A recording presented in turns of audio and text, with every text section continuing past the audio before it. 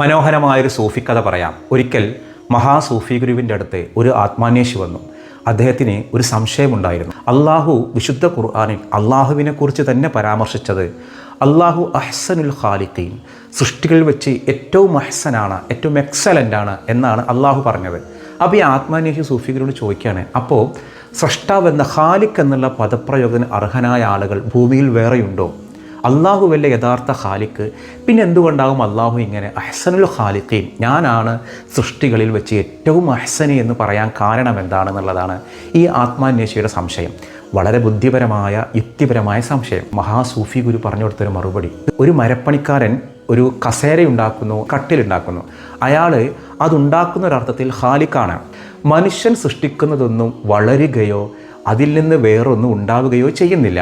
ഇപ്പോൾ ഒരു ആശേരി ഒരു കസേര ഉണ്ടാക്കിയാൽ കുറേ വർഷം കഴിയുമ്പോൾ അതിൽ നിന്ന് വേറെ കസേര ഉണ്ടാവുമോ? അള്ളാഹുവിൻ്റെ സൃഷ്ടികളായ മരങ്ങളാവട്ടെ, മനുഷ്യനാവട്ടെ, മറ്റ് ജീവജാലങ്ങളാവട്ടെ, അത് പെറ്റുപെരുകും. അതിൻ്റേതായ വളർച്ചയുടെ സ്വഭാവമുണ്ട്. മനുഷ്യനുണ്ടാക്കുന്ന ഒരു വസ്തുക്കളും, മനുഷ്യൻ കമ്പ്യൂട്ടർ ഉണ്ടാക്കുന്നു, മനുഷ്യൻ മൊബൈൽ ഉണ്ടാക്കുന്നു. രണ്ട് മൊബൈൽ അടുത്ത് വെച്ചിട്ട് 10 ദിവസം കിടന്നാൽ വേറൊരു കുട്ടി മൊബൈൽ ഉണ്ടാവുമോ?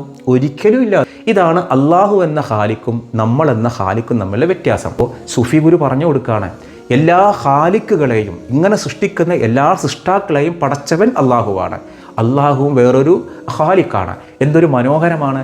അള്ളാഹു സൃഷ്ടിക്കുന്നതിനൊക്കെ പെറ്റുപെരുകുന്നുണ്ട്, അതിന് വളർച്ചയുണ്ട്. മനുഷ്യൻ സൃഷ്ടിക്കുന്നതൊന്നും എന്ത് ചെയ്യുന്നില്ല, വളരുന്നില്ല. ആ അർത്ഥത്തിൽ അള്ളാഹുവിനെയും ഖാലിഖ് എന്ന് പറയാം, മറ്റുള്ളവരെയും ഖാലിഖ് എന്ന് പറയാം. പക്ഷെ ഒരു വ്യത്യാസമുണ്ട്. അള്ളാഹു എന്ന ഖാലിഖിന് 4 ഗുണങ്ങളുണ്ട്. ആ 4 ഗുണങ്ങൾ മറ്റൊരു ഖാലിഖിനും ഉണ്ടാവില്ല. ഇന്ന് അള്ളാഹു എന്ന ഖാലിഖ് അസ്വബുഖാണ്. അസ്വബുഖ് എന്ന് പറഞ്ഞാൽ അനാദിത്വം. മറ്റൊന്ന് അള്ളാഹു എന്ന ഖാലിഖ് അൽ ഇത്ലാഖ് എന്നൊരു വിശേഷണമുണ്ട്, അതായത് നിരുപാധിത്വം. മറ്റൊന്ന് അള്ളാഹു അസ്വർമദിയയാണ്, അതായത് അനശ്വരത്വമുള്ളതാണ് അള്ളാഹു, അതൊരിക്കലും നശിക്കുന്നതല്ല. മറ്റൊന്ന് അള്ളാഹു എന്ന ഖാലിഖ് അദാത്തിയ, അതായത് അതിനൊരു സ്വയം സിദ്ധി ഉണ്ടായതാണ്. ഈ 4 ഗുണങ്ങളുള്ള ഖാലിഖ് ആര് മാത്രമേ ഉള്ളൂ?